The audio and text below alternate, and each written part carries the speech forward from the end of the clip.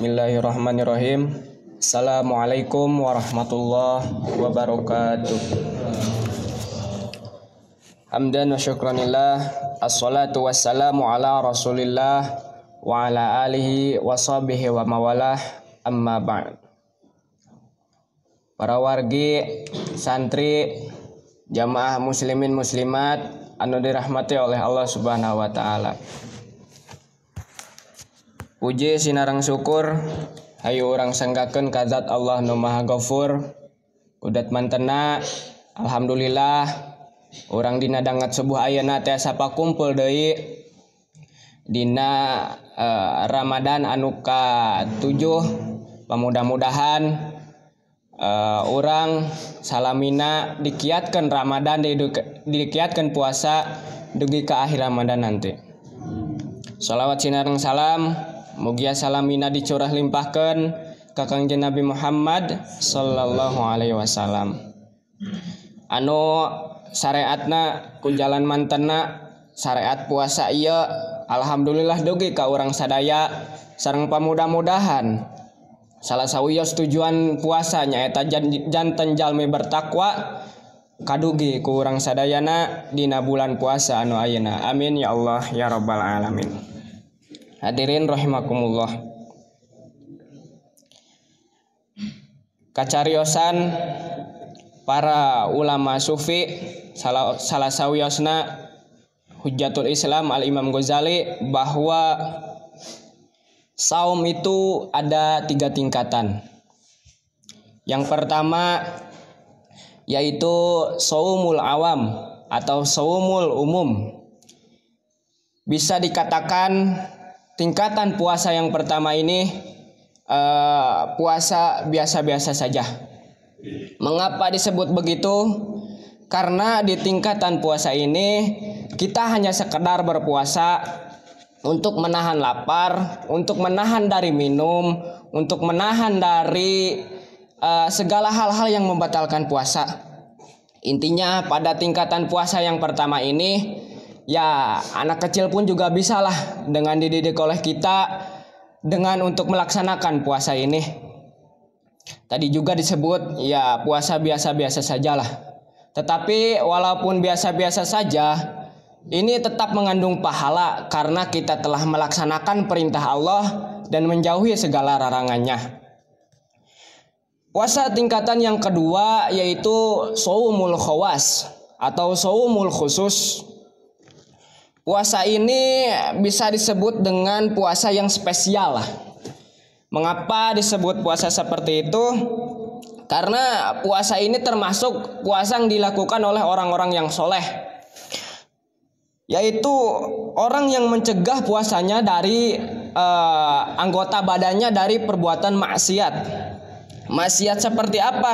Yang pertama, mencegah penglihatan kita dari hal yang dilarang oleh hukum syara. Kita masyhur mendengar bahwa okelah sepintas gak apa-apa, itu artinya bonus. Tetapi yang kedua, yang ketiga itu ya termasuk maksiat. Contohnya seperti ini.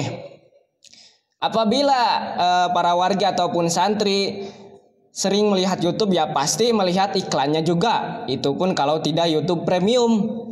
Sering melihat iklan-iklan yang ya tidak pantas gitu.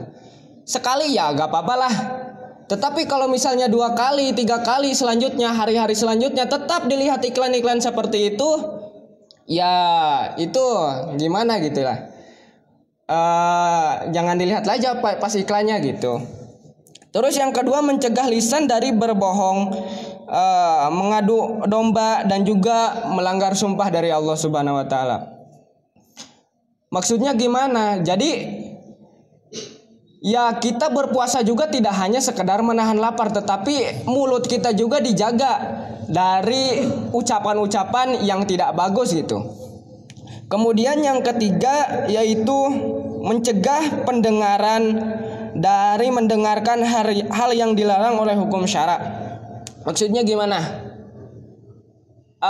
Misalnya ketika ada teman-teman kita ataupun saudara-saudara kita yang menggibah, walaupun kita tidak mengikutinya tetapi kita asik mendengarkannya gitu. Walaupun tidak mengikuti forum gibah tersebut tetapi kita asik mendengarkannya, ya sama-sama saja gitu. Itu artinya telinga kita tidak dijaga dari hal-hal yang dilarang oleh syara gitu. Tadi juga disebut bahwa oke lah sekali sepintas gak apa-apa, tetapi kalau misalnya lanjut keenakan, nah itu yang menjadi bermasalah. Kemudian yang keempat yaitu mencegah seluruh badan dari hal yang dilarang, dan perut juga dari perkara yang syubhat, yang tidak yakin halalnya waktu berbuka gitu. Jadi ketika berbuka kita juga harus yakin bahwa apa yang dimakan oleh kita, apa yang diminum oleh kita itu harus kalau bisa benar-benar yakin kita halalnya gitu. Sehingga apa yang dimakan oleh kita ada keberkahan nantinya, dapat menjadi pahala dan tidak berakibat kepada dosa gitu. Contoh, misalnya kalau ada yang sedekah disimpan di tempat umum, nah itu insya Allah lah halal gitu. Tetapi kalau misalnya ada makanan tuh di tihang gitu, ada misalnya bala-bala gitu, kita tidak tahu itu punya siapa, walaupun tadinya yang disedekahkan, tetapi diambil orang, disimpan di dekat tihang, lalu kita ambil, itu kan walaupun tadinya sedekah, tetapi kalau sudah di tempat yang tidak lazim gitu, itu sudah bisa dikatakan milik siapa ini gitu, walaupun tadinya sedekah gitu. Itu harus kita hati-hati.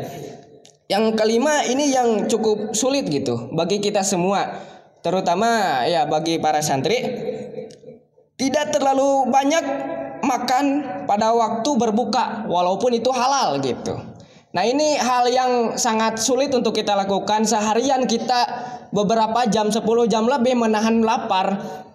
Ketika berbuka ternyata ulama sufi melarang untuk terlalu banyak makan gitu. Karena ya gitu, ketika terlalu banyak makan maka akhir-akhirnya akan membuat kita terlalu kenyang ataupun nanti berakibatkan malas gitu untuk misalnya untuk beribadah taraweh seperti itu. Terus tingkatan saum yang ketiga yaitu saum khawasil khawas ataupun khususil khusus. Ini puasanya orang-orang yang istimewa, puasanya para wali Allah, puasanya para nabi Allah, puasanya para Rasulullah. Seperti apa puasanya mereka? Seperti itu. Mereka itu berpuasa yang puasanya itu bukan hanya sekedar badan, bukan hanya sekedar menjaga lisan, bukan hanya sekedar menjaga pendengaran ataupun menahan lapar, tetapi hatinya itu loh, hatinya yang berpuasa dari keduniaan. Maksudnya gimana? Apakah kita tidak boleh ketika puasa mencari dunia? Tidak boleh berolahraga, tidak boleh mencari nafkah, tidak boleh kuliah, tidak seperti itu. Tapi boleh saja kita kuliah, boleh saja kita mencari nafkah, boleh saja kita olahraga. Tetapi hatinya itu tercantik apa ya? Masih berkaitan gitu dengan Allah Subhanahu Wa Taala. Jadi dalam artian tidak ada dunia sama sekali di dalam hatinya ketika mencari nafkah, ketika kuliah gitu. Jadi semuanya diniatkan untuk Allah Subhanahu Wa Taala. Demikian yang dapat saya sampaikan.